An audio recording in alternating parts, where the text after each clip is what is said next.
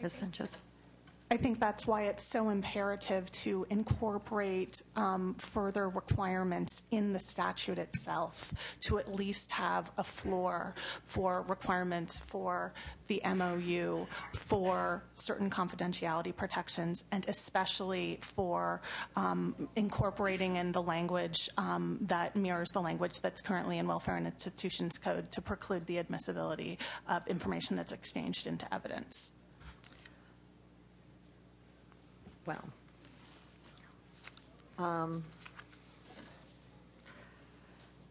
I would, as I have said, I would like to see this concept move forward. I'm a little concerned that we might be at impasse, and that's why this bill was brought. Let me put it that way.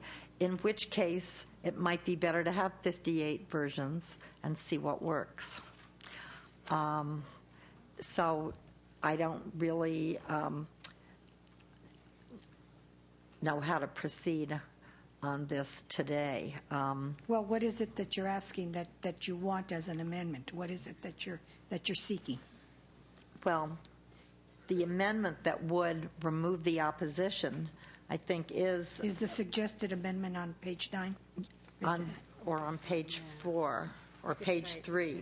Okay, page 3. It's the Welfare and Institutions Code, Section 830. It's on page 3 of the analysis. Yeah, okay. Well, I don't know if the sponsors are willing to. Is that the admissibility? Oh, there's all, I'm told there is a variation of that on page 9, Senator McLeod. That's page sorry. 9. Page 9 is what I was looking at. That you, Oh, okay. This is what they want. No. Yeah. I would suggest that perhaps you could take this amendment, but stress that this amendment may be overbroad, and we might need to narrow it more in order to get effective multi-disciplinary work. The sponsors are not willing to take that particular amendment. So. All the other issues that were laid out, I think we'd be able to work through and work on and compromise on, but the admissibility piece we can't compromise on. We appreciate the chair's willingness to work with us and understand the difficulty of the situation, but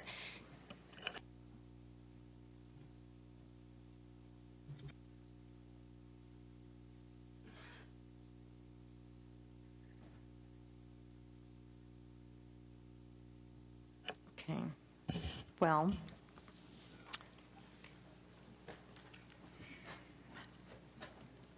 I think for me then, this will be too important a subject area to get right for me to be able to support the bill today. I don't know what the will of the committee will be, but I do think it's an important area, and that Senator Negrete McLeod has raised a great issue and a great concept if we can figure out how to make it work on a statewide level. And I want to see it work. So I will be voting no on the bill today, but would like to see it move forward and be able to vote on it at some point in the affirmative. Is there a motion on the bill? Okay. Would you like to close, Senator? Seeing as how my sponsors will, not that, I'll just ask that we continue to work on this and see if we can come up with something that works to your satisfaction. Thank you. And should the bill fail today, it will get reconsideration, and we can continue to work on it. Yeah. Thank you. Okay, Madam Secretary? Hancock? No. Hancock, no. Anderson? Aye. Anderson, aye. Calderon? Harmon? Liu? Price? Steinberg? Okay, the bill is on call, and thank you all for your leadership in trying to think this through.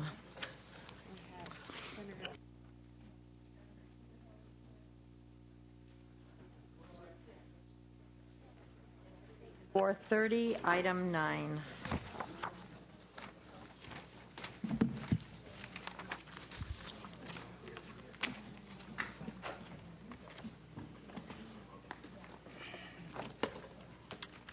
Thank you, Madam Welcome. Chair. Thanks. Have a seat. We are taking committee amendments that put the bill into the following.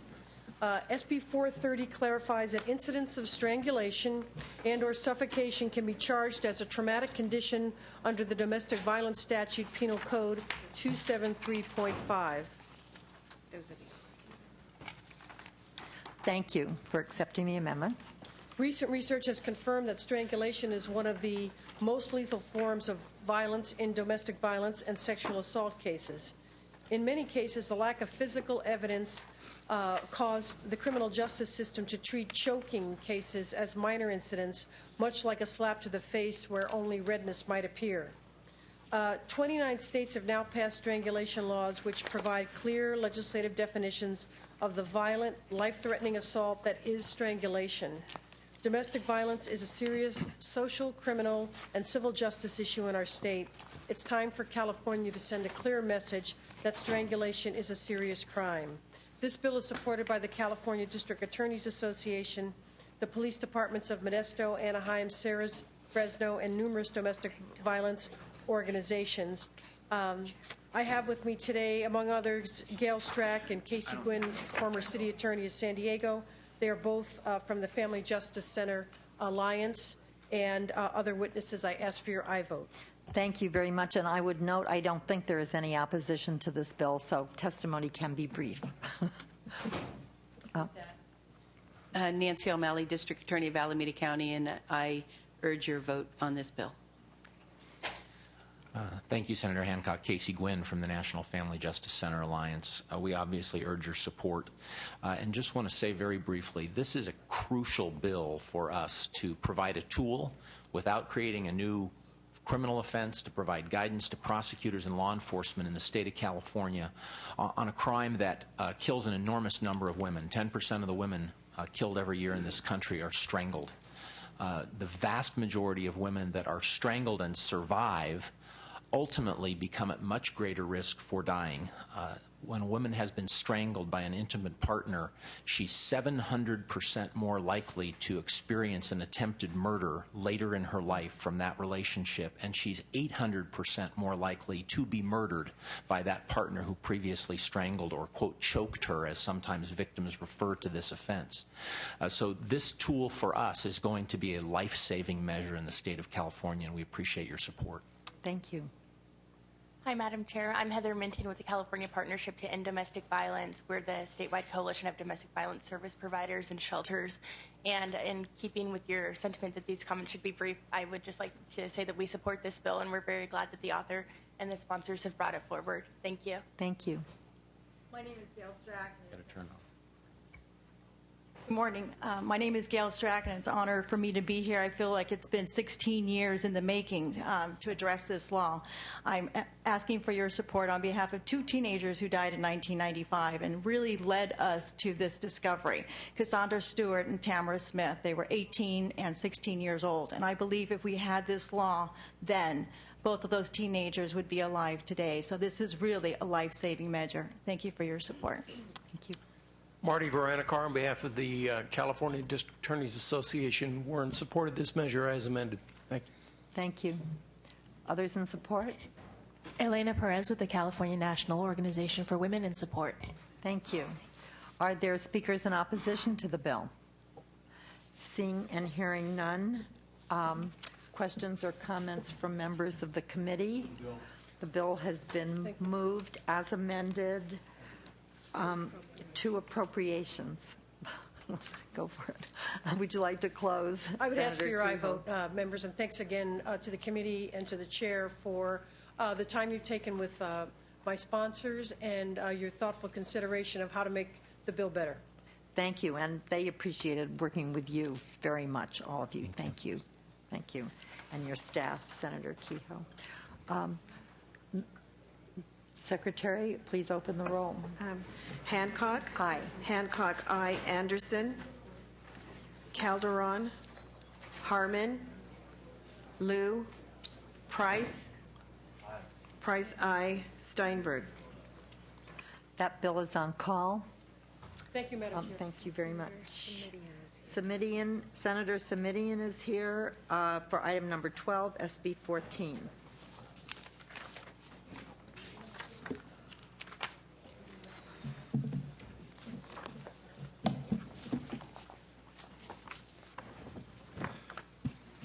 Madam Chair and members, let me begin by thanking the committee staff for their work and accept as authors amendments the technical issue highlighted on page 7 of the analysis, which would specify that the maximum amount of an infraction imposed by this measure would be $250.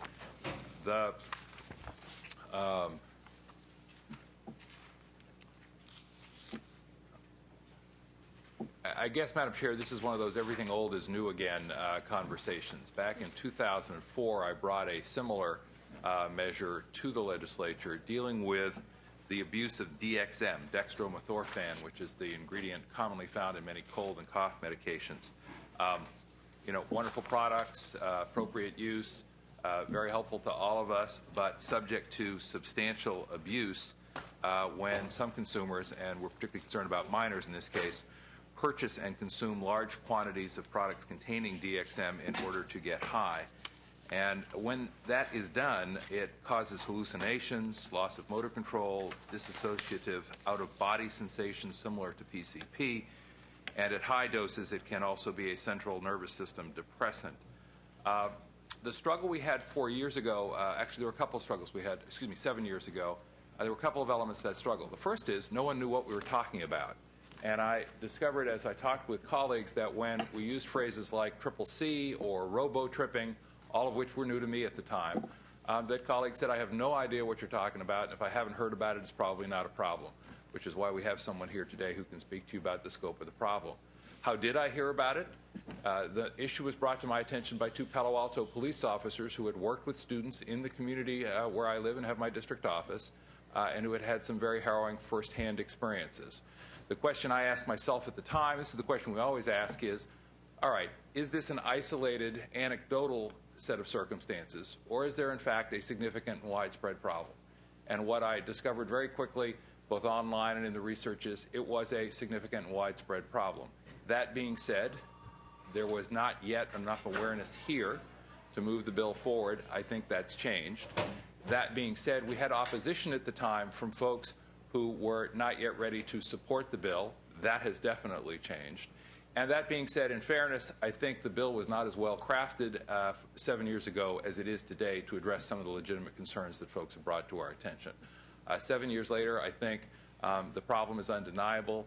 I think there is a modest solution that can be significantly helpful. I think we have a better crafted vehicle here, and as you'll see, with support. And Madam Chair, I'll just close by saying, we always ask, can authors sit down at the table with the stakeholders, and could we all just sort this out? Sometimes that's possible, sometimes it's not. In this case, I have to say thank you to a host of different stakeholders who had very different interests, who were willing to sit down at the table and sort many of these issues out. And that's why you see before you the range of support from community groups of parents to law enforcement to the Consumer Healthcare Products Association, the very people who make these products. Really been nice to have everybody pulled together to get to yes. I respectfully ask for an aye vote and want to present my witnesses. Thank you. Witnesses in support. Chief Ron Lawrence, the City of Rockland Police Department, representing the Placer County Law Enforcement Executives and Peace for Families, a nonprofit.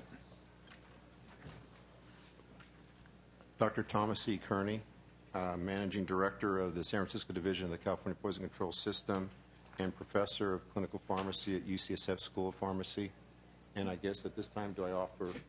Yes, and if I may, I think what would be particularly helpful is questions that I've gotten from members as I've discussed this bill with them is this really a problem? How widespread is the problem? And how does it compare to other problem substances that we're perhaps more likely to be familiar with? Because I think people are surprised by the fact that the level of use. And why is this solution the right solution? Thank you.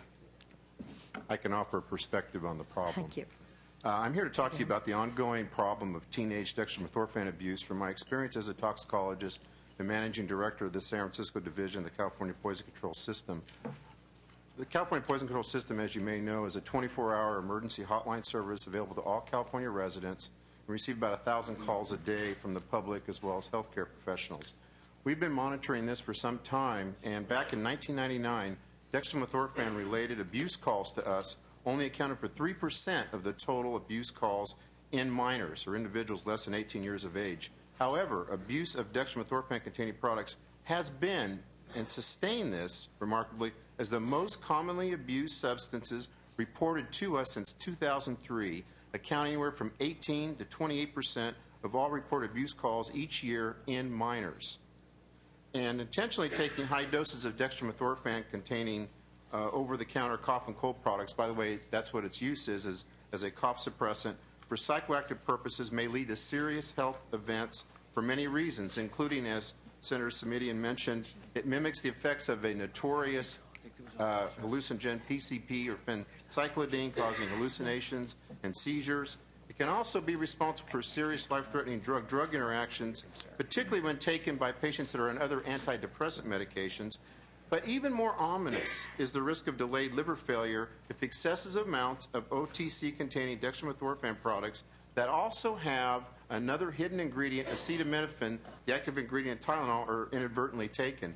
And we had a very tragic case of a 16-year-old who came in the hospital, was dehydrated, eventually died of liver failure. It came to our attention that she'd been abusing dextromethorphan-containing products 2 days prior to coming in. If she would have presented with 8 to 10 hours, we have a very effective antidote that could have prevented her tragic death. These serious events may occur from ingesting the contents of just one package of selected over-the-counter cough medications. So, in conclusion, teenage dextromethorphan abuse continues to be a very serious problem in California and carries a risk of serious health effects. Thank you. Thank you. Others in support? Madam Chairman, I apologize. Chief Ronald Lawrence at the Rockland Police Department, representing Placer County law enforcement executives. We have, in my community of Rockland, excellent schools and excellent schools throughout Placer County. We have a strong anti-drug campaign, and we work collaboratively to educate our parents and steer our children away from the use of drugs. Legal over-the-counter drugs, such as dextromethorphan, is cheap, easy, and legal for children to obtain. This readily available over-the-counter drug suggests a false sense of security and presents an image that dextromethorphan use in mass quantities is safe. This undermines our educational efforts and leaves our parents disenfranchised. On behalf of law enforcement executives of Placer County, I would encourage you to vote yes for this bill. Thank you very much. Sergeant Wayne Benitez with the Palo Alto Police Department, one of the original authors of this bill back 7-8 years ago. Just wanted to mention that we're very pleased with Senator Simitian's thoughtful approach to how this bill has developed over the last 7 years. We think it's the right thing to do. It's not a punitive bill. It's a part education, and we're trying to just keep DXM-related products out of the hands of children because they are being harmed. Thank you. Thank you very much. Mandy Hagan with the Consumer Healthcare Products Association. We represent manufacturers of non-prescription drugs, including products containing dextromethorphan, and we support this bill. Thank you. Are there others in support? Are there speakers in opposition to the bill? Could we make some room for the opposition? Carrie Askew Bailey with the California Grocers Association. We did just not necessarily want to speak in opposition, but wanted to thank the author and his staff for all the work they have done. They've addressed really the primary concerns that we had with the bill. We're still working through some technical issues on our end, but we did want to publicly thank the author because they have come so far. Thank you. That's what we call a wobbler in this committee, Senator Simitian. Was music to my ears, Madam Chair. So, are there questions or comments from members of the committee? Mr. Simitian, would you like to close? Yes, Madam Chair. Actually, you asked the great, the bottom line question, which is why is this the right solution to go? And I don't want to speak for the Consumer Healthcare Products Association, but there have been a couple of other approaches that have been suggested by folks who have been concerned about this issue. One is that it be products containing DXM be added to the Controlled Substance Act. I think many of us think that's a bridge too far. On the other hand, there have been the suggestion that perhaps the product can be regulated on a locality-by-locality basis. That has happened in some other parts of the country, and as you can imagine, not just for the manufacturers and the retailers, but for consumers, that presents the patchwork quilt that we all say is a challenge to work with. So what we've got is what we do think is the right approach, which is to say The product that has wonderful beneficial uses will continue to be available to adults, and we won't go too far in one direction. We won't create the patchwork quilt by taking the other direction. This seemed to be the right place, and as I say, I think we finally have people pulled together as the bill is now drafted. And again, thank you to your staff for helping us draft it in a way that got us to yes. Respectfully ask for an aye vote. Thank you very much. Is there a motion on the bill as amended to appropriations? Bill's been moved. Secretary, please open the roll. Hancock. Aye. Hancock, aye. Anderson. Calderon. Harmon. Liu. Liu, aye. Price. Steinberg. Aye. Price, aye. Price, aye. Mr. Smitty, your bill is on call. Thank you very much, Madam Chair. Thank you, members. Senator Hernandez is here for SB 573, item 14.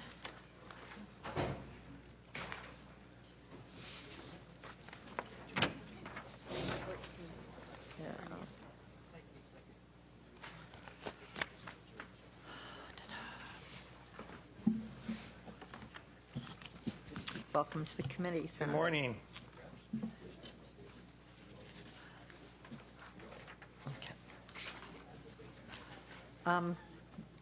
Welcome. You may Thank you, present your Senator bill, please. Hancock.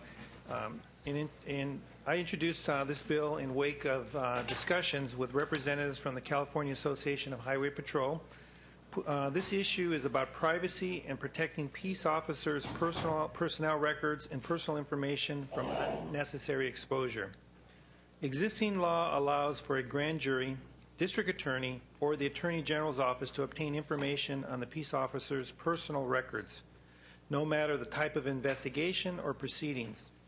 It's important to note that personnel files are highly sensitive, which also include their health history, family information, and other personal information, including but not limited to dates of birth and Social Security numbers. This bill amends current law to require a pitches motion when obtaining those personnel files, except in regards to criminal investigations.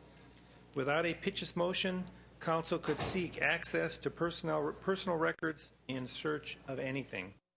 This bill will safeguard the process of peace officers' personnel files and protect their information from unwarranted intrusions.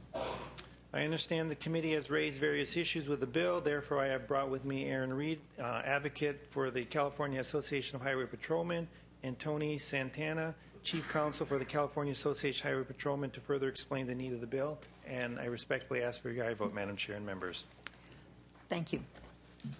Thank you very much, Madam Chair and members. Aaron Reed, representing the California Association of Highway Patrol Officers, as sponsors of the bill. In some of the counties, this is not an issue. We work very well, frankly, most of the time with the district attorneys.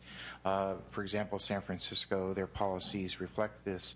In 1999, then Attorney General Bill Lockyer actually issued a letter to all 58 district attorneys basically suggesting this very policy. And that letter is followed by some, but not by all. It was simply a letter. It wasn't any change in the statute. This is an attempt to bring some uniformity to the activities of all the DA's offices as it relates to a pitches motion when they're going into a personnel record of an officer. The CHP experiences this because we operate in all 58 counties. Most law enforcement agencies simply operate in one county. You know, the 58 county sheriffs are within their counties, and the same with the cities, the city police departments within those counties. Because we transcend all 58 counties, it's a little bit more of a problem for the CHP. And consequently, that's why it was brought to your attention through this bill. We realized that only last night at 5:45, I got a phone call indicating there was some concerns. We have been working with the California District Attorneys Association. We met with them almost 6 weeks ago. We're still working. As recently as this morning, we had conversations with the Los Angeles District Attorney representatives who believe we can work this out. So if there are issues, we would like to move the bill and continue to work on whatever issues are identified, knowing that this bill would have to be returned to this committee. later. The point we're trying to make is that whatever these issues are, I didn't even learn of them. I have seen no letter. I've seen no opposition. I've only heard of it by a phone call last night at 6 o'clock. So I don't really know how to respond. And as I understand it, there's one district attorney that's going to testify, and I don't know what to say because I don't know what the position is yet. So maybe I should reserve my comments for that. But I also have here the chief counsel to the association, Tony Santana, who can answer questions. But maybe we should let the opposition go forth and then answer because I don't know what their concerns are. But we are willing to narrow this bill. We're even willing to make it apply just to the CHP because of our unique situation of working in all 58 counties as opposed to law enforcement agencies who work just for one. Thank you. Are there other witnesses in support?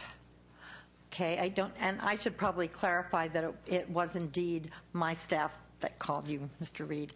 And I'm sorry, I thought that I had made clear when we did meet earlier in the week that I had a hard time understanding what the problem was or what the bill was meant to do, and was trying to find out some clarification about that. And the whole, let me say to the committee, the whole notion of a pitches motion for Brady information is quite frankly insider technical for most non-attorneys or law enforcement people. We're trying to figure out what we're actually talking about here and what the impacts of adding one word criminal before investigations would actually have on law enforcement in California. And I appreciate everybody's willingness to discuss what that is. So if there's no one else in support, are there speakers in opposition to the bill? Or who would otherwise want to comment? I guess they'll come in. Madam Chairwoman, members, Francisco Labac on behalf of the American Civil Liberties Union. We are in opposition to the legislation, and particularly the provisions of the legislation that deal with the issues of Attorney General and the grand juries. It's our view that the way the bill is drafted, it would in fact significantly hamper the ability of the Attorney General to investigate civil rights cases, pattern and practice cases, brought under both their constitutional authority and Civil Code Section 52.3. Simply that. The sponsors are speaking mostly about issues of DAs, but the bill impacts directly the ability to investigate and pursue civil rights investigations by making it more difficult for them to get the information that they otherwise would be able to get. Clearly, that provision should be at minimum taken out of the legislation. I note that the analysis spoke to the issues of the DAs seeking information in civil cases. We have not analyzed that thoroughly. Perhaps leave it best to the DAs, but I would venture to point out that that could have an impact on the ability of the district attorneys to turn over Brady information to the defense that they're obligated to return, and or making decisions on what kind of cases to charge. So at least with respect to the issue of the Attorney General and the grand juries, we urge that portion be taken out. Thank you. And good morning. I'm Nancy O'Malley, the District Attorney of Alameda County, and I'm the District Attorney who was discussed. I did speak with Senator Hernandez's staff member yesterday, and I'm not here speaking on behalf of the California District Attorneys Association because at this point the bill has not gone through the process of CDAA. However, I have talked with the senator's staff, and I will first say that I am extremely vigilant about protecting peace officer records. I believe that they should be protected, and at the same time, there's a balancing act that needs to occur. And in order for the balancing act to occur, that balancing act has to occur in order for prosecutors like myself and our society to be able to have confidence in the integrity of our convictions. And Brady versus Maryland is the case that tells us that prosecutors are required to disclose any material information that could exculpate the defendant. And along those lines, that includes any information that could go to the credibility of any witness, including peace officer witnesses. In order to comply with Brady, I have to be able to have the confidence that if there's something in a peace officer's personnel file that is a sustained finding of moral turpitude or dishonesty, that that is disclosed to the prosecution so that we therefore can both evaluate its materiality in that particular case, because Brady is case by case, and if so, turn it over to the defense so that it can be considered and the jury can hear that evidence and weigh in on evaluating the credibility of witnesses. It is that obligation that I take very seriously, as do my colleagues throughout the state. As written, this bill would require the prosecution to file a Pitchess motion, which is the motion that allows a court to review the personnel files in camera. In my county, we have 35,000 cases a year. In LA, I'm going to assume it's 5 times that at least. It would be incredibly inefficient and extremely costly to have to subpoena a personnel file in every single one of those cases of every single one of the peace officers that are bringing the case forward or are going to be testifying as a witness. Also, the big challenge of this right now is that Pitchess requires a finding. We don't allow fishing expeditions through personnel files, and I know that the peace officers, and particularly the proponents here, agree with me that we don't want people fishing around in their personnel files. We want to be very specific and focused on personnel files that may have Brady material or material information that needs to be turned over. So I can't even meet my burden of filing a Pitchess motion because unless I have some reasonable basis to believe there's something in the personnel file. And I believe that there's, with the majority of personnel files of peace officers, there's nothing. But we know that in some there is something. And so it's not for me to guess which one, and without trying to come up with some kind of a balancing act of protecting the personnel files of peace officers and allowing the prosecution to access Brady information so that we can make sure that our convictions have the integrity that we require and we want. This legislation does not get to that point. In my county, we have worked out our solution of how we've met that balancing act. And while I do think that in many counties that has been worked out as well with our individual agencies, it has been the position of the CHP attorneys that they will not disclose anything. They won't pinpoint an officer that we can focus on for filing a Pitchess motion or a Brady motion, and that they invite us to come look at the personnel files. So I understand, because I object to that also, of me sending my staff to look at their personnel files. But this bill does not get us to that balancing act that is required and necessary for me to be able to do my job in a constitutionally valid manner. Thank you. Good morning. Ken Pogue for the Attorney General's Office. I defer to DA O'Malley on the local issues, but I do want to briefly talk about our concerns. We don't have a position on this bill, and it sounds, much to my relief, like there's a willingness to talk about the issues on this bill. But what the Attorney General does with the ability to go after these records is unique. Pursuant to 52.3 of the Civil Code, the Attorney General is the only agency that investigates, unfortunately very rarely, law enforcement agencies that are acting, either illegally or inappropriately and impinging upon one's civil rights. And this has been used, like I said, very rarely, but in the City of Maywood case was a good example where we access those records to see a pattern and practice of inappropriate behaviors and to seek injunctive relief. It sounds to me like the inclusion of the Attorney General in this bill may have been a mistake, and I'd love to meet with the proponents and address it. But if we have to seek Pitchess motions to get this type of information, a truly rogue agency would be in the position of being able to get rid of or to alter records, and that's something that we have great concerns with. So we look forward to addressing our concerns with the author and the proponents, and after the hearing I'd be glad to talk to you. Thank you. Are there others in opposition? Seeing and hearing none, are there questions or comments from members of the committee? Madam Chairman, if I may. Yeah. In light of the conversations that we had here, I believe at least the Association of California Highway Patrolmen would be willing to look at language that deals with Civil Code 52.3, because we don't want to be in the business of hindering those type of investigations. We are in agreement that those type of investigations are important, and we'd be willing to look at that language and make those changes. Yeah. You know, if I could just make a suggestion here, I respect the author greatly of the bill and commend him for working with you. I respect the organization very much, and also the people who are in opposition. This is a very complex area, very technical area of the law and how actual law enforcement practice works. We are up against a deadline on fiscal bills.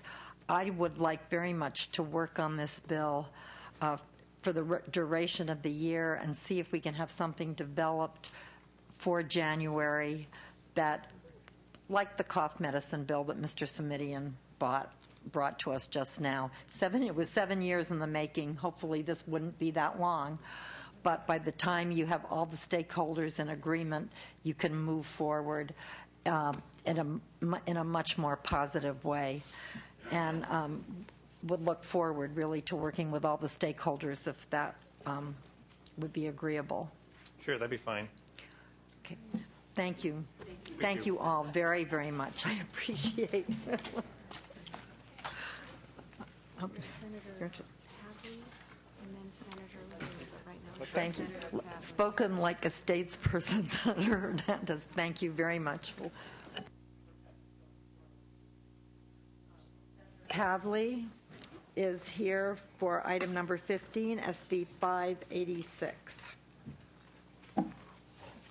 This is the one where you don't have to read that whole thing, but just the idea. Yeah.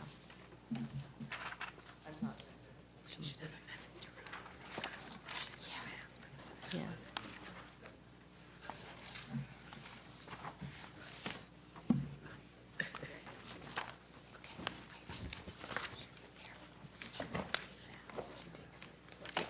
Yeah. Senator Pavley. Thank you very much. I'd like to start off by accepting the committee's comments that'll be developed into an amendment. They're discussed on page 5 and 7 of the analysis, and this is to avoid ROCA issues by removing the addition of signature stamp fraud as a new crime. And I think you just have to strike a few words in the bill. So I'll take those as author's amendments. Thank you. And with that, just a little bit of background on the bill. The legislation is co-sponsored by AARP, the California Senior Legislature, and is aimed at preventing the physical and financial abuse of elder and also dependent adults. It's not just an elder abuse, but I'm personally concerned about developmentally disabled adults and being subjected to the same kind of fraud. And what we're focusing on is regulating signature stamps and increasing fines for fraud and misuse of these stamps. That's the purpose of the bill. As we know, with the aging baby boomer population, the amount of seniors and dependent adults are going to be growing, and it's a growing problem. This bill is just a beginning. It is aimed at establishing basic protections for the issuance of signature stamps, as well as preventing all forms of abuse by allowing the judge, if warranted, doubling the existing fines for elder and dependent abuse, which is the main issue under the purview of this committee. The increase in fines would be allocated to the Adult Protective Service Agency in the county where the abuse occurred for prevention and investigation of elder abuse. I have with me today two witnesses. One is a constituent who brought the signature stamp issue to my attention, Liz Sanders, and Ernie Powell with the AARP, who are the sponsors. Citizen support. Good morning, Madam Chair. It's very good to be here. Can you hear me okay? Yeah. Thank you. I'm Ernie Powell, a manager of legislation for AARP California, and we're here today to urge a yes vote on SB 586, the Elder and Disabled Adult Abuse Act. AARP supports this bill because it will substantially take us in the right direction as we face the growing and tragic issue of financial elder abuse for older Californians. ARP reported in its monthly bulletin just last month that 1 in 7 seniors are victims of physical, emotional, and financial abuse. That amounts to a loss of $2.6 billion in 1 year in assets, savings, and investments. As you know, as the Senator just mentioned, the aging population is growing, and in fact, the fastest growing cohort in California is the 85-plus population. The National Center on Elder Abuse estimates that only 1 in 25 cases of financial exploitation is actually reported. So we support this bill because we know it will mean improvements and consumer protections for our members, their families, and people with disabilities. It will increase the fines for financial abuse, and will put those dollars in the place it needs to be, which is with adult protective services. The bill adds language and law that will protect consumers when they choose to use a signature stamp. We're here today because of the hard work of Mrs. Liz Sanders, who will tell you about the tragic story of what happened to her mother, who was the victim of a caregiver who used a signature stamp to steal hundreds of thousands of dollars. So the passage of this bill is very, very critical to our members, to older Californians and their families. We commend Senator Pavley for her leadership on this issue, and we strongly urge a yes vote. Thank you. Thank you.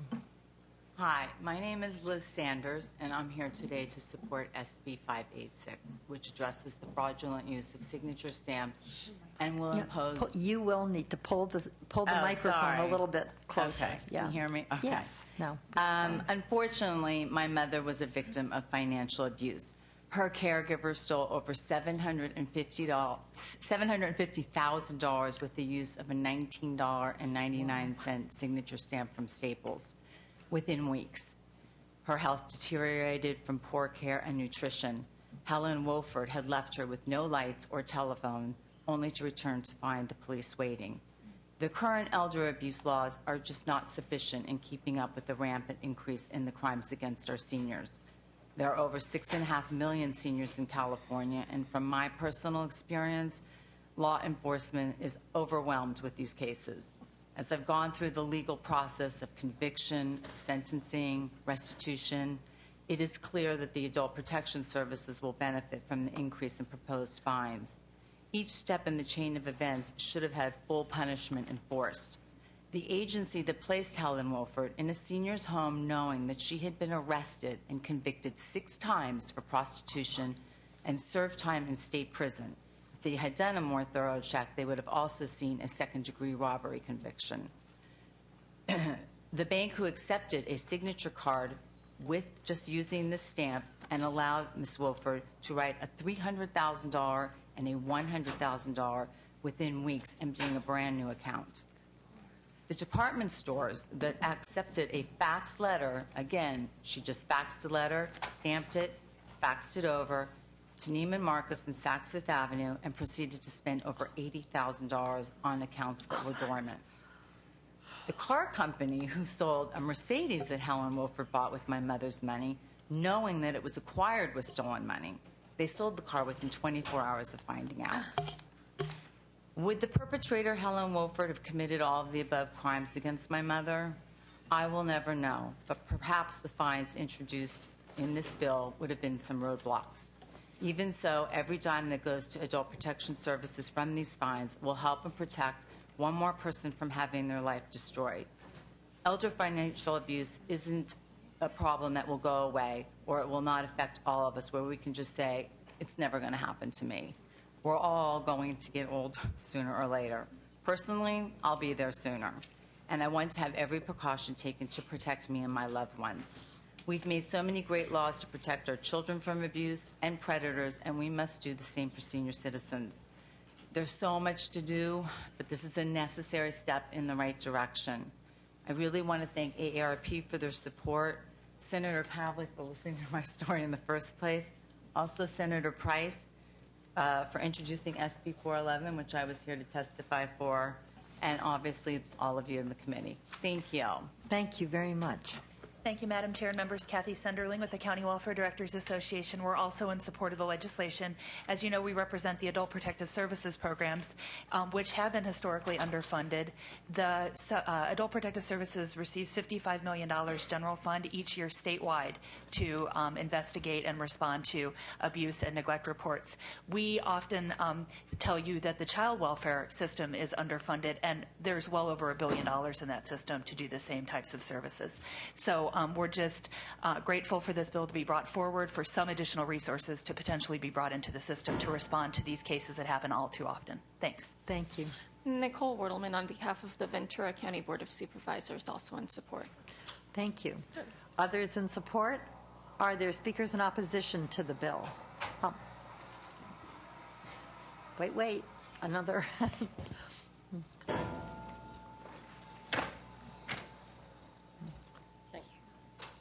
Hi, Margaret Johnson, Disability Rights California. We're in support of this bill and urge you to vote yes. Thank you. Thank you.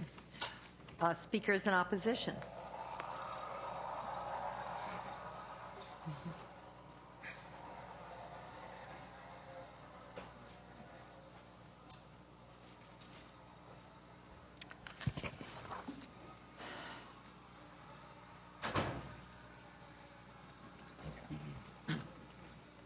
Morning, Madam Chair and members. Alex Alanis with the California Bankers Association.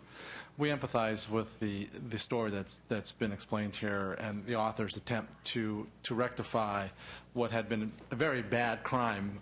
We think, though, that it is not quite focused in the right direction. We think that if this bill was in place when this crime was committed, it still wouldn't have prevented the crime from happening. This was fraud committed upon someone who was relying upon somebody for assistance, and we think that the bill is not quite focused in the area where it ought to be focused. Signature stamps are courtesy stamps given to customers very rarely by banks. And the concerns that we have shared with the author's office and the sponsors of the bill is that if the bill becomes too difficult to comply with, or if there are other legal liabilities that make it a little more difficult to comply, that the banks would stop offering signature stamps. And we don't want that to happen, but I think we need to be realistic on what the outcome may be. We may see the reduction of signature stamps being offered by banks because of the compliance that's required in giving them. And we think that would be unfortunate because they are courtesies given by banks, but the reality is that if it becomes something that's not that it's something that's a little more burdensome to offer, there would be less of them available to people who need them. For that reason, we oppose the measure. Thank you. Are there other speakers in opposition? Seeing and hearing none. Senator Harman. I had a question for the representative from the Bankers Association. We've heard the witness say that in her situation, a bank stamp was used to endorse checks. Is that how? Signature stamp. Signature stamp. Signature she was unable stamp. to, right. Yeah, so my question is, if a signature stamp had not been used and the perpetrator just simply forged the signature of the disabled senior citizen, whatever the category was, wouldn't that have just probably just gone through also? Banks don't check every single signature on the back of a check, do they? Because of the system has become so automated that not every signature is checked. We will check, though, when there are reports of fraud or unauthorized activity on accounts. We will also check, though, when there is transactions that don't quite fit the normal pattern of that account.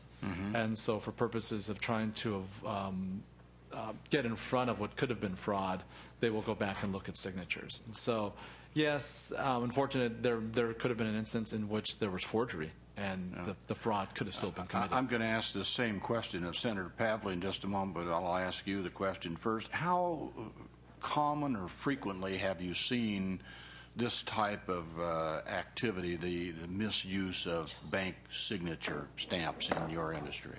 I haven't heard many complaints about it. Of course, it doesn't mean they don't happen. It's just I've not heard many of them been reported to me. And Senator Pavley, same question. Do you have any facts or statistics, data of how widespread the abuse of bank signature stamps is in California? Well, let me answer both your questions, and maybe Senator Hancock isn't here. I could do it as part of my close.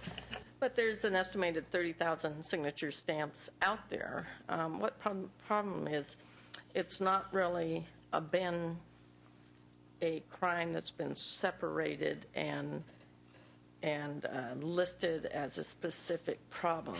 What this bill does, Senator Harman, and we've worked with the Banking Association and made amendments, actually quite a few amendments to accommodate most of their concerns, is make it more difficult for abuse of signature stamps by, one, if you have an existing account with the bank or credit union, they could only issue a signature stamp to an existing account holder if either the account holder is physically present to request the stamp and employee bank witnesses that to make sure that that original approval to use a signature stamp was valid and real. One thing that we did through the past committee, which I think is incredibly important, it says you can't just fill out a form and send it in by mail. No one knows where that's from. Shouldn't there be? And this is for a new account. You can't just do it by mail. So what we're trying to do is crack down and essentially assist the banks in making sure that these are not used inappropriately or fraudulently. I think it's a reasonable bill in an area that is becoming a growing area of concern as an elderly population is gaining, especially the 85 and older. Yes, we do need to have continued use of signature stamps, but we want to make sure that they are used appropriately and not to rip off older people as well as the disabled community. And I don't think it'll reduce the number of stamps used, but it will reduce the fraudulent use of stamps, and that's the purpose of this bill. I looked at the bill. I didn't see it, but I want to verify that this bill of yours does not impose any new or additional liability on the bank. Is that correct? In other words, if someone misuses the stamp, as was in the case of this witness's mother, correct, the bank is not under your bill directed some the fine is on the perpetrator. Yes, good. Okay, thank you very much. Senator, I have a question. As we're looking at fraud with seniors and the rest, how do you reconcile this and say the use of a credit card being stolen and used? I like the idea. I'm just having a hard time getting there because many of my friends, their parents are getting older. They're addressing a lot of these issues, and in some cases, they had to hide the phone because while the person was coherent at first blush, they were very susceptible to suggestion because they weren't completely focused. And I'm concerned that we're going to be limiting these. At some point, I'm wondering if the people who care about these seniors don't have to take the keys away to the car, have to take away their access to the credit cards, and maybe perhaps these signature stamps as well. I mean, I'm worried that we're headed in the wrong direction. Well, you have a broad list of concerns. This bill, I do. This bill is narrowly focused on one area that has been abused. This was brought to my attention by a call to my district office, and it's real that we're a little too loose, and we need to be more restrictive on who gets approval to use signature stamps. So what we're saying is, on a new account, you can't just fill out a form and send it in by mail and go out and get one and get it approved. If you have an existing account, you have to show up at your bank with the bank employee saying that, yes, you are and you approve it. If you are medically incapacitated and can't attend, working on a solution that allow a doctor's note to make it all right to get a signature stamp in those kinds of cases where you can't physically get into the bank. And those are for existing accounts. So these are just putting common sense protections in place, frankly, to protect the bank and protect the elderly senior citizen and the developmentally disabled, which is a growing cause of concern as this group and population ages as well. Credit cards, other phone calls, things like that, separate bill, separate day. But the concept, I was trying to drive at the concept. If we don't have any other questions, would you like to close, or would you like that to be your close? That would be my close. On behalf of very vulnerable populations, I ask for your aye vote in this common sense consumer protection bill, and I'm pleased to have AARP as a sponsor of my bill. And I wanted to thank my constituent Liz Sanders for bringing this issue to my attention. It's a real-life story that needs a real-life solution. I ask for your aye vote. Do we have a motion to pass as amended? Senator Price, to approach. Please call the vote. Hancock? Anderson? No. Anderson, no. Calderon? Harmon? No. Harmon, no. Liu? Aye. Liu, aye. Price? Aye. Price, aye. Steinberg?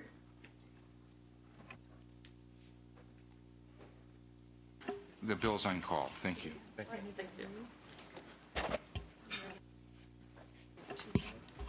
Senator Liu?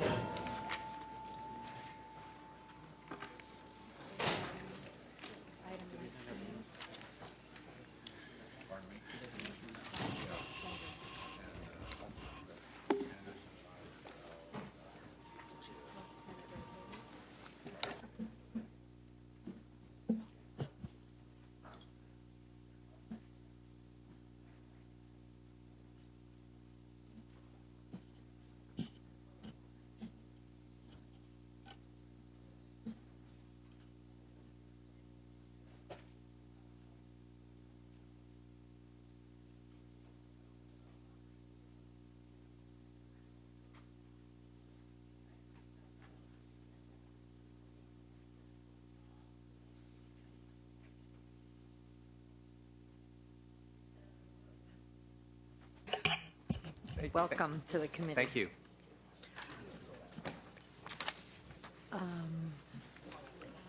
You have two bills, SB 777 and SB 888. Yes. Now, somebody on your staff picks carefully, at least the numbers. Thank you. Which would you like to present first? I'll do 777. Okay, that would be good. Thank you, Madam Chair and Senators. We all must find ways for state agencies to become more efficient and effective. A recent report by the California State Office of Oversight and Outcome revealed that the Office of Inspector General to CDCR has abused taxpayers' monies and misclassified their lawyers and auditors as peace officers. This bill and the intent of it is to move the Inspector General's auditing department to the Bureau of State Audits. The state auditor is known as a truly independent external auditor who has a reputation of being nonpartisan, accurate, and on time. My experience with the IG department to CDCR is that it is not responsive and at least has the appearance of not being independent. Respect requests, and I vote. Witnesses in support? Are there witnesses in opposition?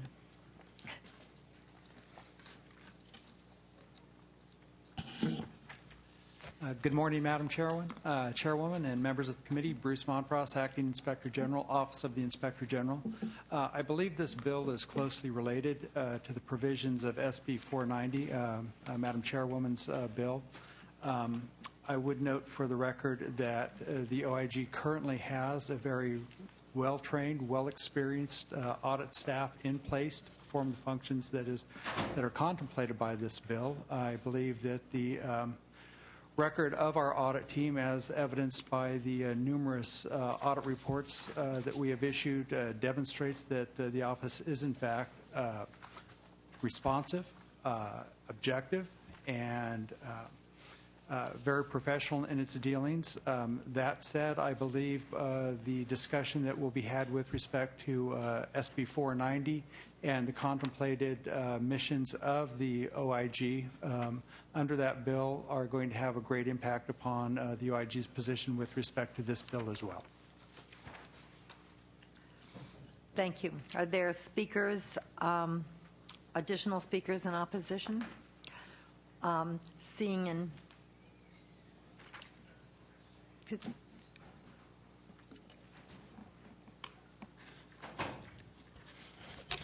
Madam Chair, Sherry Golden, representing the Association of California State Supervisors. We have employees that happen to be in this office, and I guess what I'm concerned about is it looks like they're just kind of in limbo. We don't know what's going to happen with them. Are they going to go? Are they going to stay?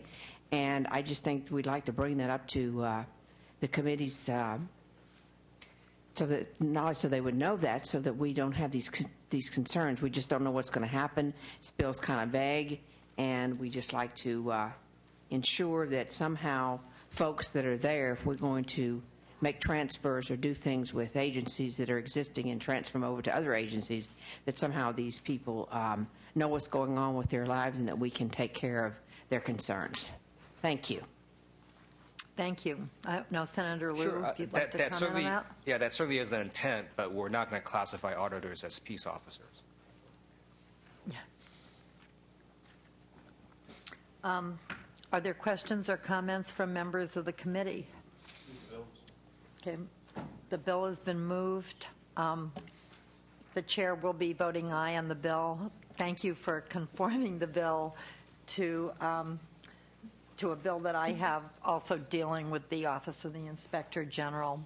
But we do have a very competent and committed and certainly independent state auditor, I think, that could provide many of these functions. So the bill, if there's a motion on the bill, the bill's been moved by Senator Price. It's due pass to appropriations. Madam Secretary, please open the roll. Hancock. Aye. Hancock, aye. Anderson. Aye. Anderson, aye. Calderon. Harmon. Aye. Harmon, aye. Liu. Aye. Liu, aye. Price. Aye. Price, aye. Steinberg. We'll hold the roll open, but that bill is out. Thank you. Thank you very much. SB 888, item number 23. Thank you, Madam Chair and Senators. Since time immemorial, funerals have been sacred and dignified. It is a place for family members to honor the person that has passed away. And 43 states recognize this. That's why they have laws restricting who can go and disrupt funerals. And what this bill does is it tracks the language of the United States Supreme Court case in Phelps versus Snyder, and it says that if you're going to go and disrupt a funeral, you got to be 1,000 feet away, you have to be on public land, and you can't be audible to the people who are burying their dead. We have had groups in the last decade, or the last several years, protest funerals because the person who passed away happened to be homosexual. We had protests this year in Arizona because the person who passed away was a federal judge who was shot, as you know, along with Congresswoman Giffords. The federal judge passed away, funeral was protested. We have had funerals protested because the person who passed away happened to be a member of our armed forces. All this bill does is sets reasonable restrictions, and we looked at the Supreme Court case, we tracked it, and that's what you have before you. And with respect to the request, and I vote, I have witnesses in support. Madam Chairman, members, Pete Conity, representing the three sponsors of the bill, the California Departments of the American Legion, the American Veterans, and the Vietnam Veterans of America. And California has suffered more casualties, both killed and wounded, in our current conflicts than any other state. And no issue has more inflamed the veterans community, no issue has more inflamed the veterans community than this issue.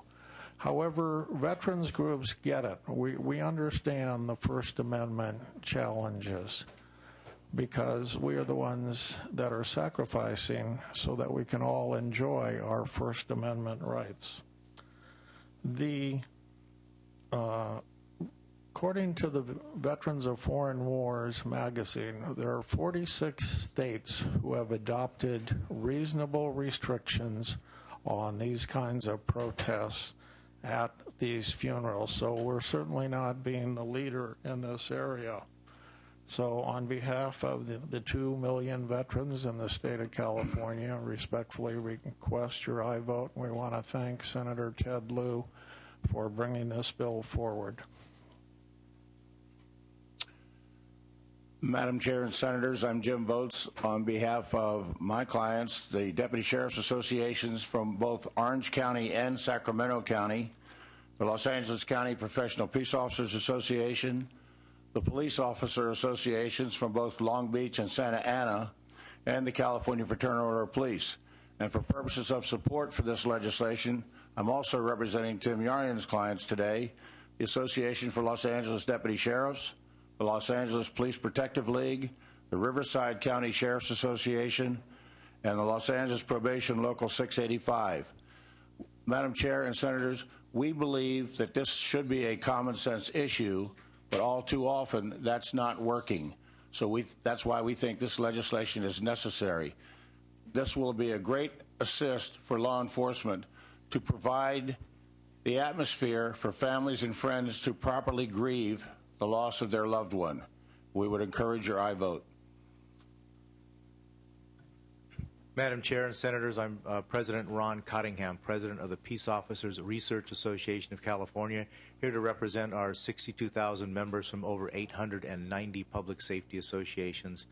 And we are also in support of this bill, and I would only add that this week, the top pin you see on my lapel is in honor of Peace Officer Memorial Week. Every year, California buries more peace officers than any other state in the Union that deserve the respect and the space in the area to grieve their fallen hero appropriately. This bill would ensure that. We're not trying to infringe on their First Amendment rights. We just think that there should be appropriate space so either side can take care of their personal business, and especially so the family can properly grieve and bury their loved one. Thank you. We respect your aye vote. Madam Chair and members, I'm Bill Mulder, a sergeant with the Los Angeles County Sheriff's Department, appearing on behalf of Sheriff Lee Baca, and we are in strong support of this bill. Thank you. We ask your aye vote. Other speakers in support? Are there speakers in opposition to the bill? Oh, let's hear the opposition and then definitely.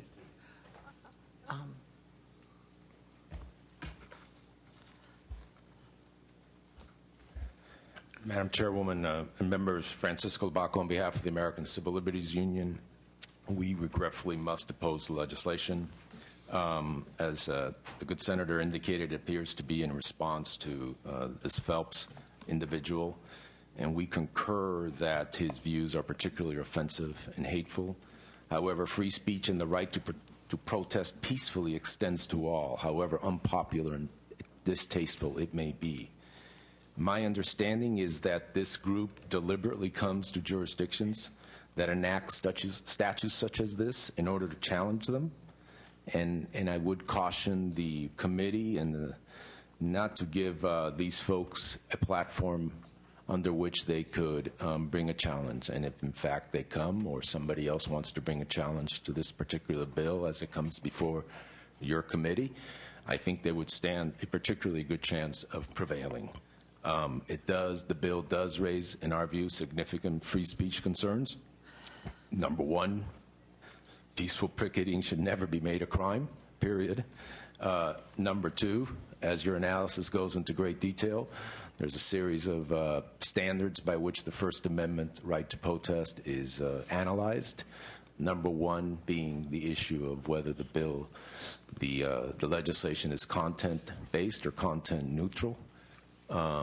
Leaving out the question as to whether speech targeted at a funeral is content-based, which we think there is a good argument that it is. I think it's fair to say that legislation that exempts or permits certain kind of picketing and doesn't permit any other kind of picketing is clearly content-based, and unfortunately that's what this bill does with its provision of the labor exception. Two, even if it isn't content-based, as your analysis points out and as First Amendment jurisdiction notes, the bill must be narrowly tailored to meet otherwise valid time, place, manner restrictions. Submit that a 1,000-foot provision is exceedingly broad to meet that muster. Certainly the bill as comes before you makes it illegal to protest issues unrelated to funerals within 1,000 foot of a church or funeral place. It makes it illegal, in fact, the way the bill is drafted, it makes it illegal to have a single individual quietly stand there with a sign. In fact, it makes it illegal for people who want to protest the people who are protesting a particular funeral to make that a crime. And with respect to disturbing funerals, I just point out again, as I've done in these bills in the past, we have plenty of laws in the books that make it criminal to disturb, trespass. Your analysis makes reference to one particular code section. It makes it already a crime to disturb a funeral. We think that law is sufficient. We are cognizant of the rationale for this bill, but we do think that it raises significant First Amendment concerns. We are opposed. Thank you. Senator Liu, would you like to respond to the concerns? And then Senator Sure. Harman had a question. Let me just, Oh, go ahead. Well, the question's fine.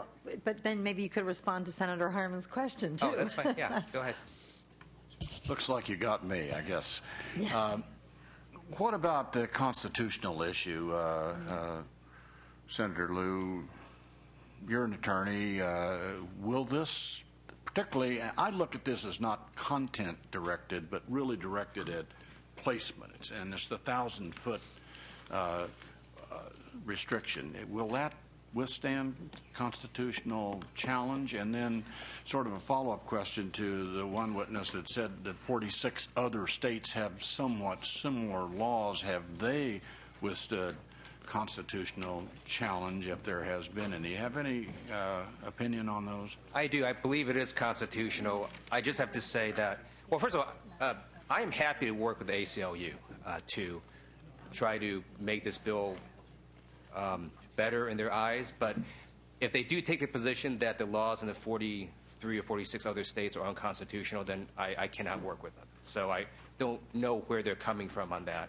But I do know that some of the statements they have said was just false. You can't just peacefully protest anywhere you want, anytime you want. The Supreme Court in Phelps versus Snyder put in there, as many Supreme Court cases have said, that you can put, that government can put time, limit, and manner restrictions on how you exercise your peaceful free speech. That's what we're trying to do here. And, you know, we all took an oath to support and defend the Constitution. I would not be bringing a bill if I thought it was unconstitutional. And I also believe it is not our job as legislators to decide if a bill is unconstitutional. That's why we have the third branch of government. If we believe that it's constitutional, or if it could be, then we should vote for or against that bill, but not to make a judicial judgment. Many of us are carrying bills that have constitutional issues. And if we, decided based on constitutional issues, a lot of this legislation would never pass out of any house. And so I believe it's constitutional. I believe the Supreme Court will uphold it because we track the language. And I'm happy to answer any of the questions you may have. Yeah, I would agree with everything you said, and I am supportive of the bill. I think a 1,000-foot restriction is reasonable, and that's probably, if this bill is challenged, that will be the question. Is that a reasonable restriction? And I would agree with the author that it is. So I'm certainly happy to support the bill. Senator Anderson. Senator Liu, would you please kindly add me as a co-author? Yes, thank you. Okay. I have a question Well, a couple of questions. Number one, Senator Liu, you removed the exemption for labor demonstrations or not? I will commit to removing that and making it so it's an exemption not targeted just at labor. It would actually be anyone who is protesting that is not targeted at a funeral. And so it would no longer be content neutral. So I'll take out the labor part out. So he's taking that amendment now? For the next committee. No, So I'll commit to removing the labor part of this bill. Not here? Okay. Because I know there were concerns raised about the content neutrality, which I think is a significant constitutional issue. Yes, and I'm happy to work with your staff and the next do committee you staff actually to want take to that. take it, or are you willing to take it now? I'll take it now. Okay. I think that actually Do you want to clarify the amendment? strengthens Right. I mean, the bill. just so we are going to clarify that any group, whether it's labor or whether it's a KKK, if you're protesting and not targeted at a funeral, this bill is not meant to capture that. So that's what the intent of the bill is. Okay. And then I did want to ask Mr. Labacco if you would comment on the time, place, and manner qualification. Well, and if you read the bill carefully, Senator Harman speaks, number one, of the 1,000-foot restriction. As Senator Liu has indicated, there have been statutes enacted throughout the country. Some have been upheld. I believe some have been struck down. I believe some of the ones that have been upheld, I think, if I recall correctly, 150 to 300 foot is sort of seems to be the normal provision. Obviously, the broader, the further it is from the place, the more likely it would not be narrowly tailored. So to the extent that the committee wants to move the bill forward and wants to have the statute be more likely to be upheld, the narrower you make it, the more likely it could be upheld. And I would point out that it does, in fact, deal with people who, the way it's drafted is you don't have to make noise. I mean, you could do an ordinance that deals with noise. It does, in fact, apply to people who could stand there with one sign. We don't think it's sufficiently narrowly tailored. We just disagree respectfully. I'm curious to see the amendment with respect to the content-based questions. So we'll wait to see. Can I just clarify what your amendment would be? So you want to say this section shall not apply to activities not targeted at a funeral? Because the bill only applies to activities targeted at a funeral. So that would be not really an amendment at all to the bill. I think the ACLU's... I don't. So I'm going to take out the thing that says labor dispute because I agree that is a content issue. Because the way I read the labor exception would be it would only exempt the labor things targeted at a funeral because the whole bill applies to targeted at a funeral. So if you just remove the labor, then everything is only targeted at a funeral. And I agree with you. But what I was trying to counter is the ACLU clearly doesn't read it that way. They're saying, if you listen to his initial testimony, was people can be protesting not targeted at a funeral and they'd be captured. And so I thought it was clear. But if we're clear on that, I'm fine. I'm not trying to say labor can protest at a funeral. I'm just saying no one who is protesting not targeted at a funeral should be captured by this bill. So I'm fine with just taking out the labor section. That labor section. That's fine. And clarifying. Again, we can clarify what targeting means.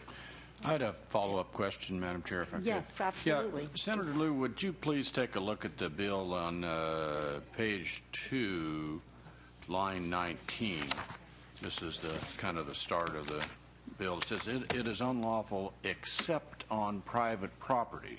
That's the phrase I'm focusing on, for a person to engage in picketing. So why is that except on private property in there? I'm concerned about a situation where someone doesn't own the property but is standing on private property directly across the street from a cemetery and got bunch of picket signs up that's within the 1,000 foot.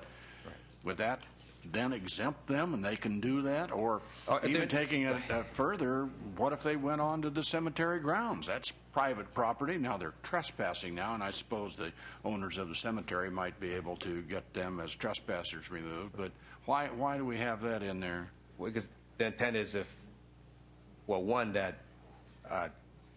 the folks owning the private property can exclude, obviously, the people they don't want on their private property. And second, if you're on your own private property, this doesn't you do say sort of have the your right to own do private property. I would recommend to you think about tightening that language up a little bit. It'd help the bill, I think. Happy look at it. Take a look at it. Thank you. Okay, there are other questions or comments? I'm assuming that Senator Anderson, since he has to be a co-author, moved the bill. Yeah, Senator Liu, I have to tell you that I will not be able to support your bill. I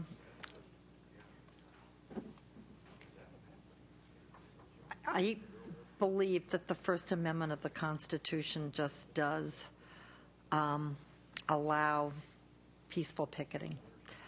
And as abhorrent and really just absolutely reprehensible as these actions are by the individuals that undertake them. I remember a controversy when I was much younger of the Nazis marching in Skokie, and what it is in this country to allow people to present essentially whatever abhorrent opinions they may have for public debate, and that has been the genius of our country. So I fully share your sentiments about this behavior, and I think the amendments that were taken will prove useful if the bill moves forward, but I'm not able to support the bill. I understand. But it has been moved by Senator Anderson as amended to appropriations. Yeah. So the Secretary will open the roll. Hancock? No. Hancock, no. Anderson? Anderson, aye. Calderon, Harmon? Harmon, aye. Liu? Liu, aye. Price? Price, aye. Steinberg? Okay, that bill is out. We'll leave the roll open for the absent members. Senator Blakesley is here. Oh, Senator Blakesley is here for two items. SB 794, item 20, and SB 796, item 21.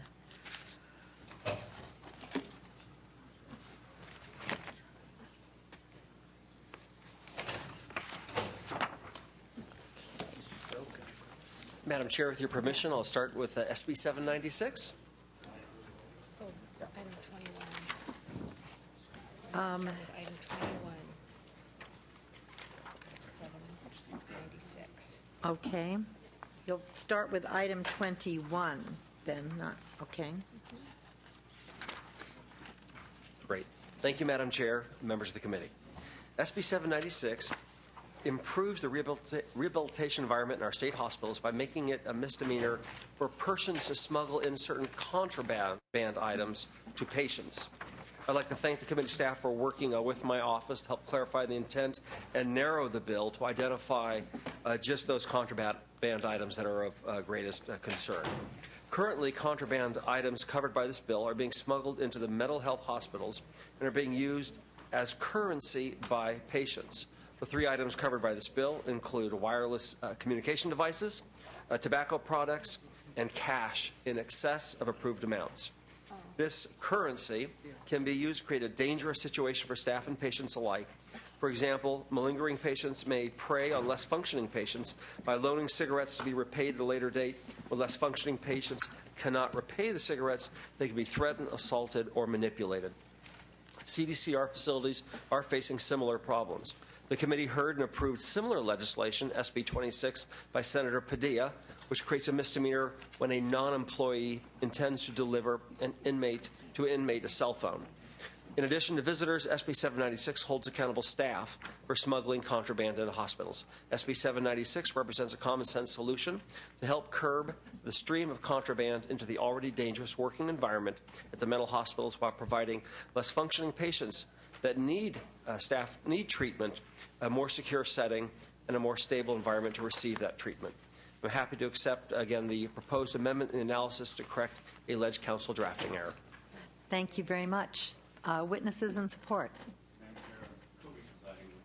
California Statewide Law Enforcement Association, CSLA, is the sponsor of this bill. We'd like to thank Senator Blakesley for all his hard work that he's done on working with the state hospital system and trying to improve security on this. You know, contraband comes into the hospitals in many ways. Generally, our officers found that contraband is smuggled in through staff, visitors, and sometimes through the mail. However, due to short staffing and at many of the facilities, contraband, can also make its way in through the fence line. Oftentimes it can be passed through the fence to patients or kicked over the fence in soccer balls, things like that, as you heard. Same things apply at the state prisons.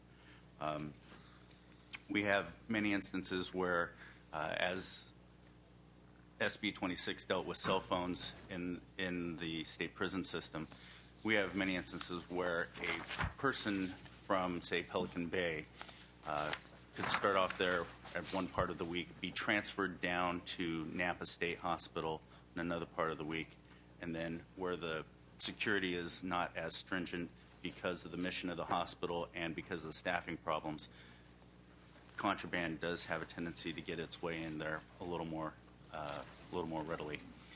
With me, I have Hospital Police Officer Chris Arnhold and Investigator Jesse Gallegos to testify a little bit more. Thank you.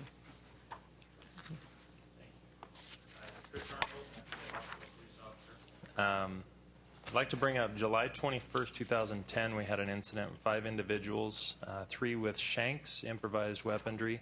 Had a big altercation. Luckily, no one was injured. We were responded within moments.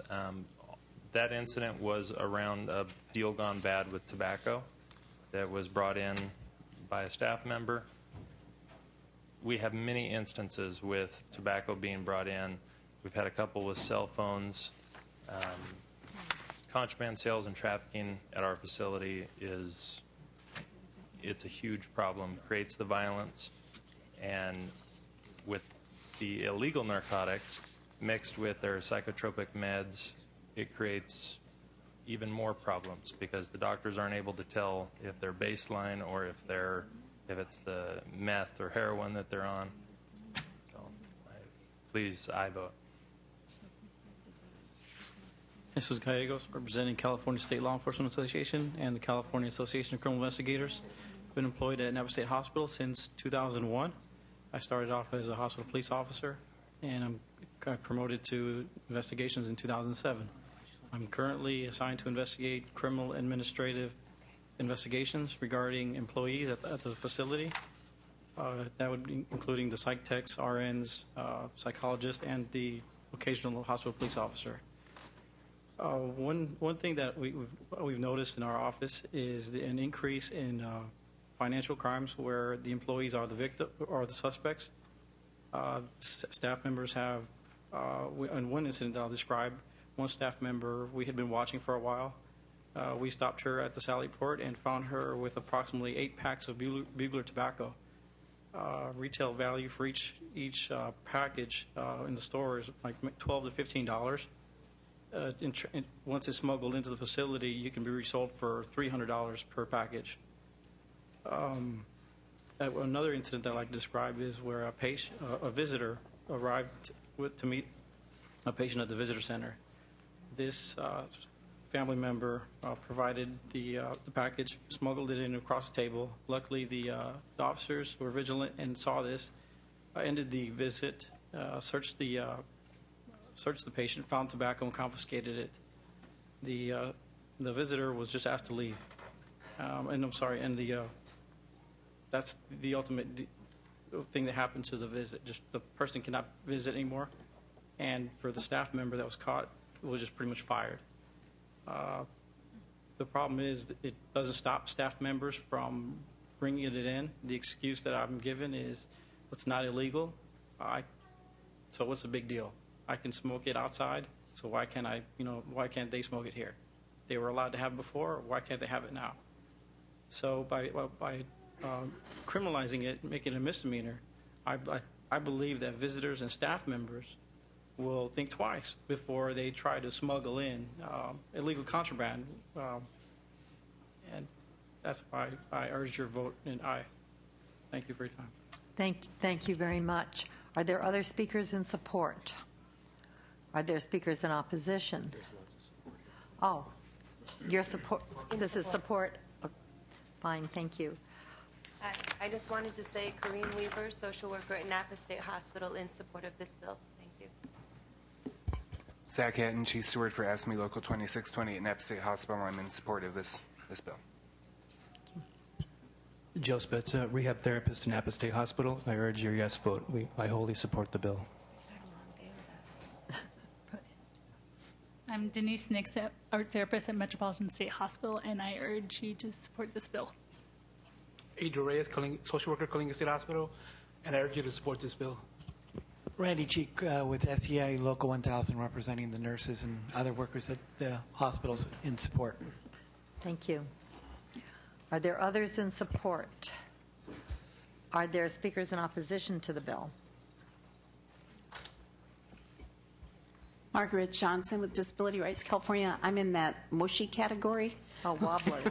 You're a wobbler. Okay. A wobbler, sorry. We originally were opposed to this bill, but we've been working with the author to get some amendments that have tightened it up and make it more palatable for us. I think we'd still like to see better notice provisions for visitors. Right now it looks like you don't really find out till you're in the search area, so maybe some notice provisions outside of that area or on the internet or other places so that people can know in advance of what they're not supposed to bring in. So, thank you. Thank you. I think those are good suggestions. And in my close, if I get to the close, I'll make mention we'd be happy to work with the prior witness on those issues. Fine. Would you like to close? I'll let that be my close and ask for your support. Thank you. Is there a motion on the bill? As amended to appropriations. Okay. Senator Liu moves the bill with amendments to appropriations. Secretary, please open the roll. Hancock. Aye. Hancock, aye. Anderson. Aye. Anderson, aye. Calderon. Harmon. Liu. Liu, aye. Price. Price, aye. Steinberg. That bill has enough votes, but we will hold the roll open for the absent members. Great, thank you. And 794. Item 20, Senator Blakesley. 794. Yes, I know. SB 794. Thank you, Madam Chair. This is a bill that's been important to me for some time. It's actually the second time I've carried it, and thank you for the opportunity to present it before your committee. SB 794 builds upon existing legislative precedent to protect state hospital employees from assault by gassing. For members who may not be familiar with this term, gassing involves the use of human bodily fluids, including feces, urine, as weapons, dangerously exposing employees to communicable diseases such as hepatitis and tuberculosis.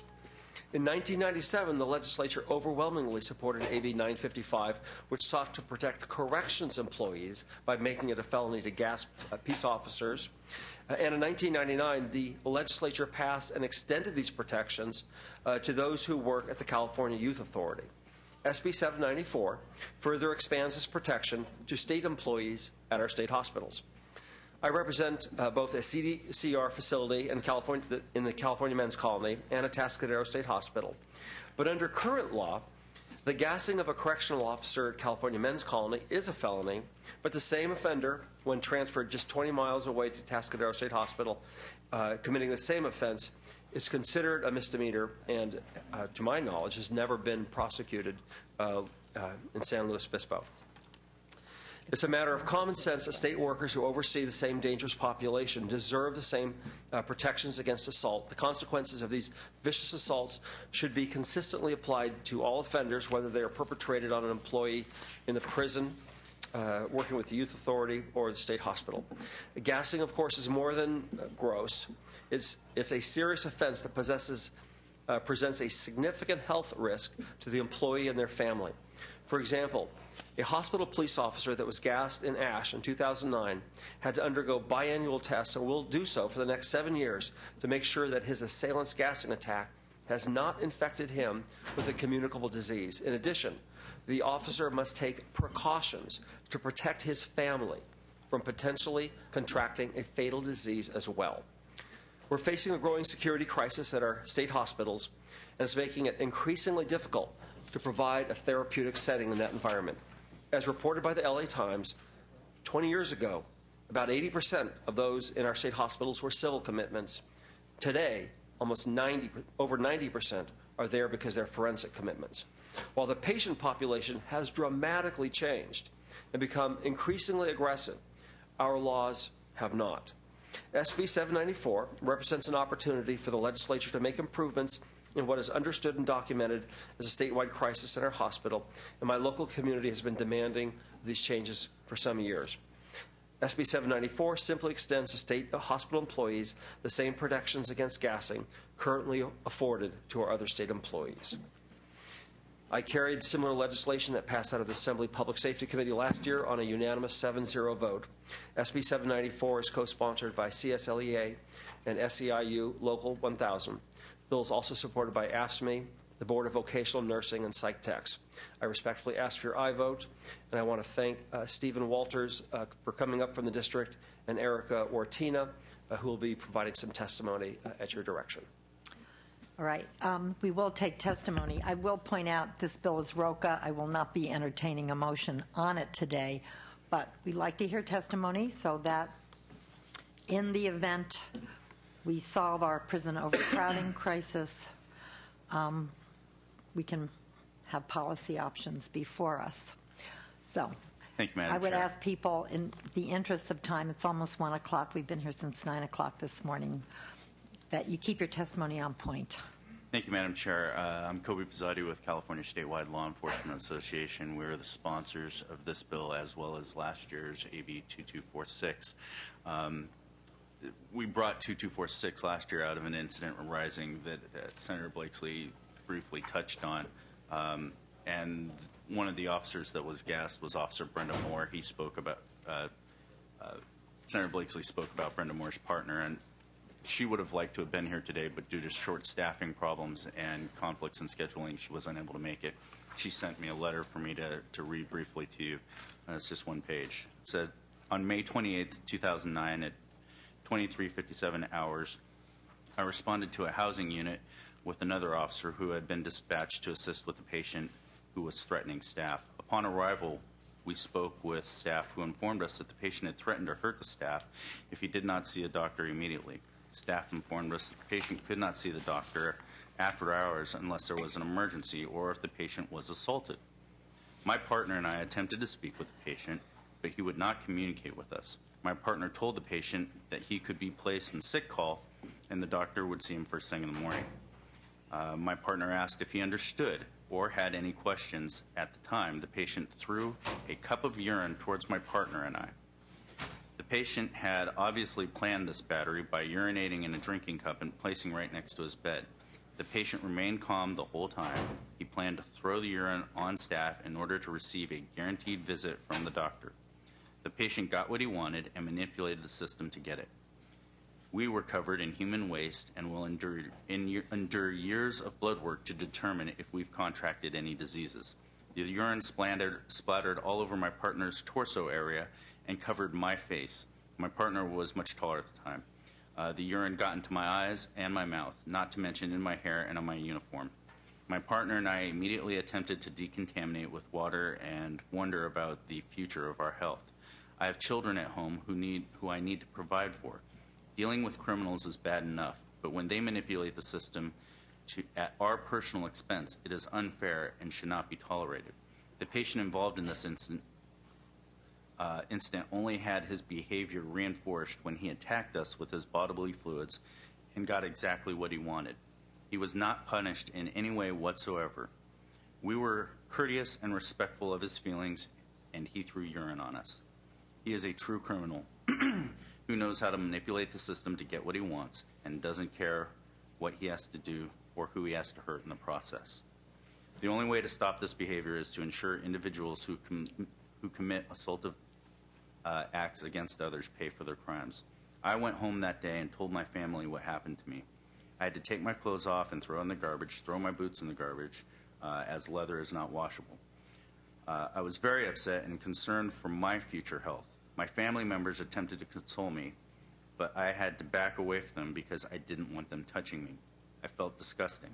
Even after showering, I was uncomfortable with my family touching me. I felt so disgusting I didn't want them to feel that way too. I got off work at 6 in the morning and went home and went to bed. Not this day. I could not fall asleep. I did not sleep until that night. I had been awake for approximately 36 hours. My family repeatedly tried to hug me or tell me they were sorry for what I had been through, and I didn't want them to feel obligated to touch me. I felt disgusting in every way I never had felt before. So far, I have not been diagnosed with any diseases. I'm still waiting, still worrying. That was Brenda Moore's experience. This is Rigoberto Fino. He's a former psych tech who was assaulted. Thank you. Madam Chair, Senators, Rigoberto Fino, retired senior psychiatric technician. I believe this bill is in the right direction to deter attacks utilizing human waste material as a weapon on the staff at state hospitals. I will encourage you to vote yes on this bill. On February 25, 2007, I went to work at Napa State Hospital like I had been doing for the last 25 years at Stockton Developmental Center and at Napa State Hospital and Agnes Developmental Center. Half hour into the shift, after we have concluded the shift report, a patient knocked on the door, and as I tried to open the door, he threw a plastic container that he had on his hand over me and proceeded to attack me. The container, subsequently, we knew there was feces and urine. During the struggle, I suffered my ankle was broken in 3 different places. I went through 3 different surgeries, and for the next year and a half, I was going to the hospital for a different test in order to ascertain that I had not contracted any diseases. At the time, I was the father of a 15-year-old and a 16-year-old and a 9-year-old, and my wife was also living in the household. For the next 18 months, the emotional toll that my family and I were going through every time I was going to the hospital, I can't find words to describe it. To this day, is in my mind. Did I contract something? The doctor said no, but at that time I couldn't help. So that's my story. And due to that attack, I had to retire. And to this day, I'm still going through. When I was hearing the previous story, all those things were going through my mind, what I went through and what my family went through. So I respectfully, again, urge you to vote yes on this bill. Thank you.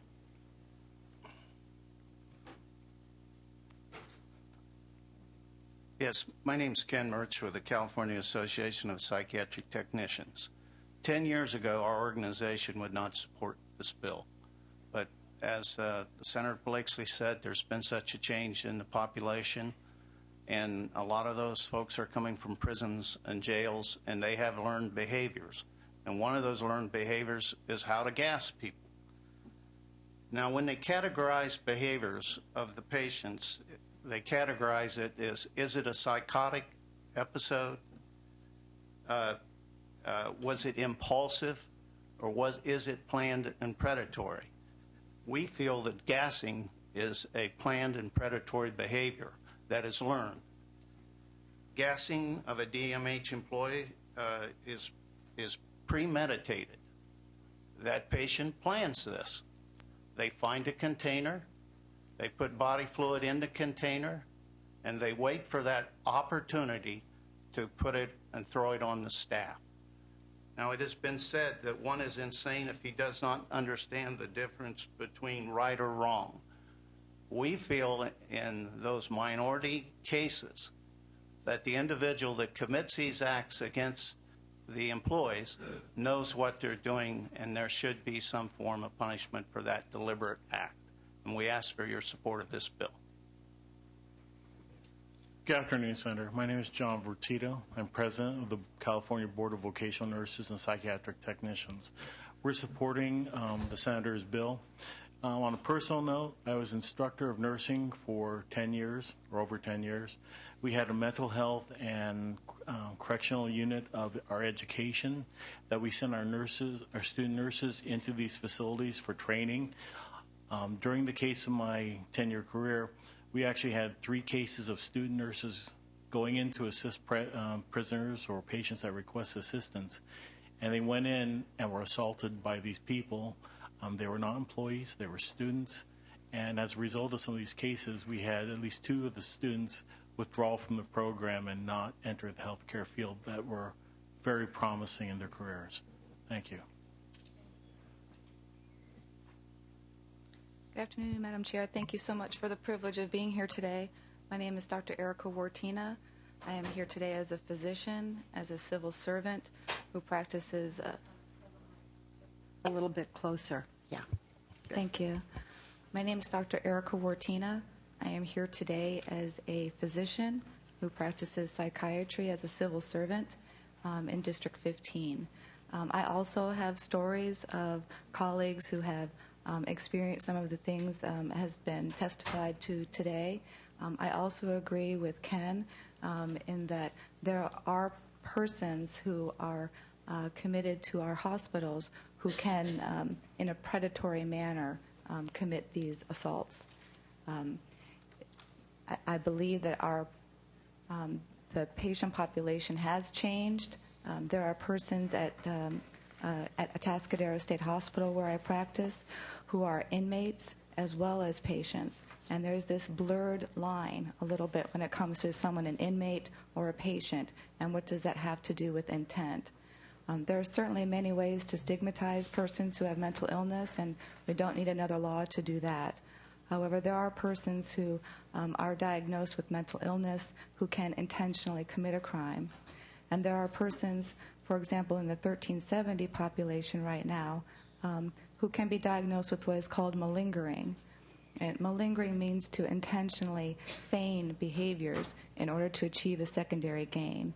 Our inmate patients often will feign illness in order to achieve the secondary gain of a transfer to a state hospital to concurrently serve their time because they consider it easier time. And those persons might not necessarily have a florid psychosis. Additionally, persons who are found incompetent to stand trial are often considered to be malingering these in order to achieve the secondary gain of avoiding prosecution. I believe that the use of bodily fluids as a weapon, speaking as a physician, is a health hazard.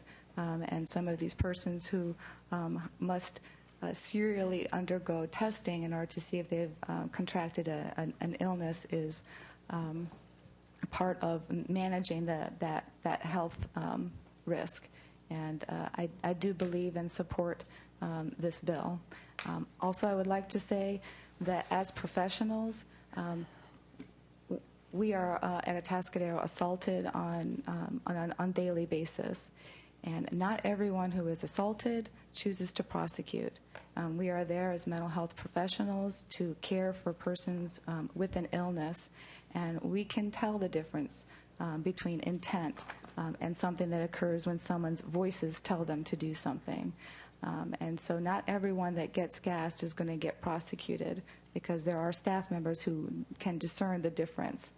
And I think that that's an important piece of this. Thank you so much. Thank you. Thank you, Madam Chairwoman. My name is Steve Walters. I'm here representing myself. I'm a unit supervisor at Atascadero State Hospital. I run a 1370 unit. I think everybody's covered the point of how bad gassing is, and that some of our individuals have intent when they do this. I think what's been left out of the discussion is the fact that if this was made a felony, that would deter a great number of these gassings. These gentlemen know what they're doing, they know why they're doing it, and if there was a felony behind it, they would not do it. So I'd ask you to vote in favor of this. Thank you. Thank you. Others in support? Randy Cheek representing SEIU Local 1000. We represent many of the nurses and other units at the hospitals, and we're in full support. Madam Chair and members, Paul Curry on behalf of the Correctional Supervisors Organization, strong support. It's 20, social worker at Napa State Hospital, asking that you support this bill. Jesus Gallegos, California State Law Enforcement Association, California Investigators Association, in support of this bill. Zach Hatton, Chief Steward for Napa State Hospital for ASME Local 2620, and I support this bill. Joe Spetzer representing AFSCME Local 2620. We are vulnerable to this type of premeditated assault and wholeheartedly support this bill. I'm Denise Nix, art therapist at Metropolitan State Hospital and Chief Facility Steward of ASME 2620, and I urge you to support this bill. Amanda Levy, on behalf of the California Psychological Association, our members work in these facilities and support. Adriel Reyes, Chief Facility Steward with ASME at Coalinga State Hospital, and I urge you to support this bill. Hello, Gail Penny, licensed clinical social worker, 30 years experience in the mental health field and 5 years experience in CDCR. I am now a business representative. I'm representing members who work in the mental health hospitals. All of my members need to be supported and protected, as this is a violent, vicious act that is premeditated and intentional. Thank you. Thank you. Are there others in support? Are there speakers in opposition to the bill?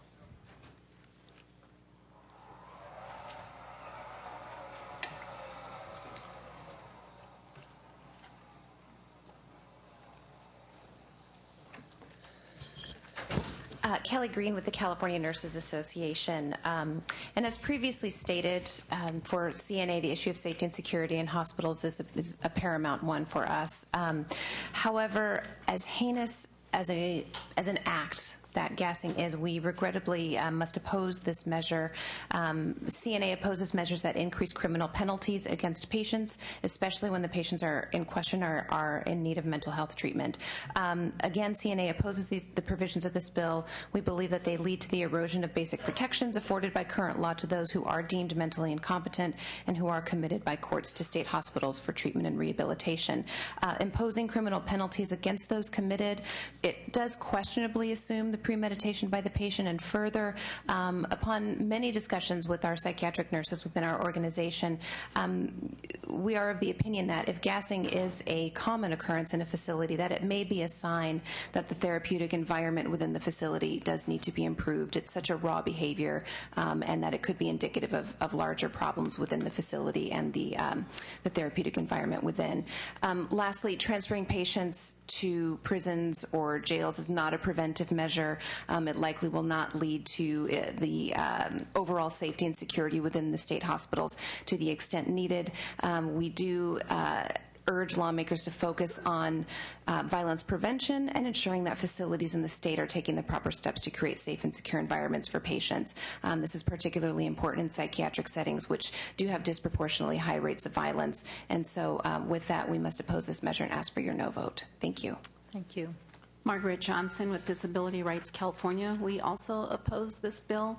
We're concerned that when psychiatric patients, whether committed civilly or forensically, are in a state hospital to receive treatment, they're there to receive treatment, not punishment. So this bill tends to blur the line between treatment and punishment by treating state hospital patients the same as prison inmates. We believe that it's bad public policy to equate mental illness with criminal behavior. We understand that people are in there under forensic commitments, but most of those folks are there either incompetent to stand trial or not guilty by reason of insanity. Some are civilly committed. There are some folks there that have been convicted of crimes, but to put this across the board seems to us to be the wrong direction to go with this, and we agree wholeheartedly with the comments of the previous speaker as well in terms of where the emphasis should be placed. Thank you. Okay, thank you. Are there other speakers in opposition? Seeing and hearing none, as you know, Senator Blakesley, this bill is a ROCA bill.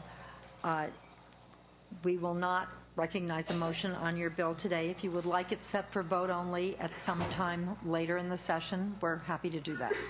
That's, yes, I absolutely would like to have an opportunity to have the bill move forward, and with your indulgence, make a brief close. You can make a close. Thank you very much. In the last 5 years, there have been 56 such recorded assaults, according to DMH. Not a large number, but as you heard from testimony, traumatizing events for these state employees.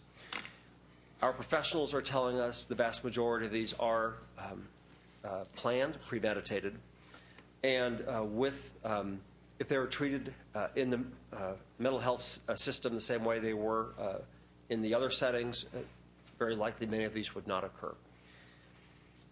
As recently as 1998, the state California auditor issued its report on the Department of Mental Health and improvements that needed to occur, knowing that we were about to go through this change where approximately 80% being civilly committed would transition to 92% being forensically committed. And here is the auditor's recommendation.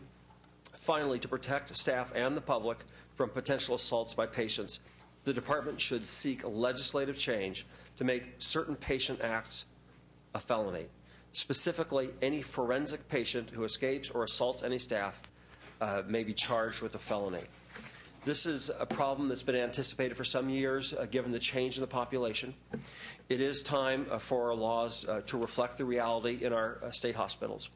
And I believe it's only fair that state employees be treated equally in their work environment with the same populations. I understand probably very few bills will get out due to the fiscal challenges we face, and I respect the chair's a very important role in this process of making those decisions.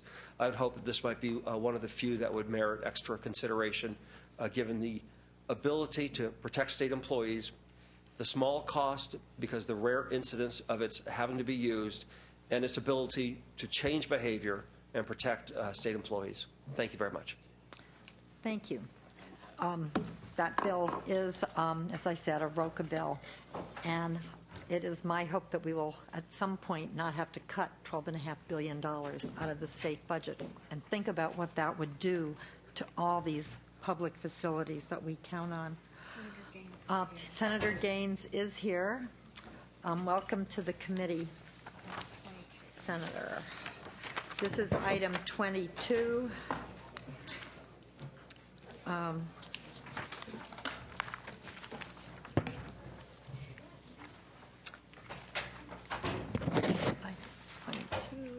SB 858. No, thank you, Madam Chair, and I realize you have a long agenda. You've had a long meeting, and I'll had a long agenda. Yes. Try to get through this quickly. But I bring to you today Senate Bill 858. This bill would allow the Nevada County Board of Supervisors to appoint the county's chief probation officer, a task currently assigned to the courts. The problem with this bill is that it would resolve, the problem this bill would resolve is that in Nevada County, it is currently the courts that appoint the chief probation officer, but he is in all other respects a county employee. The Board of Supervisors sets the salary, the department budget, oversees the hiring of necessary staff, and regulates all activities as it does for county staff. This bifurcated governance system creates a disconnect between the county that has no authority to appoint or remove this officer, but has to manage all other aspects of the position. Currently, 6 other counties in the state have the ability to appoint their own CPO and Nevada County seeks to join them. With the recent passage of AB 109, the Criminal Justice Realignment, counties face significant changes in their governance structure and duties. The passage of this measure would solidify the decision of the legislature to give the counties the control of their criminal justice systems. I have with me here today to testify members of the Nevada County Board of Supervisors, Supervisor Ed Schofield and Supervisor Ted Owens, and I respectfully ask for your aye vote. Thank you.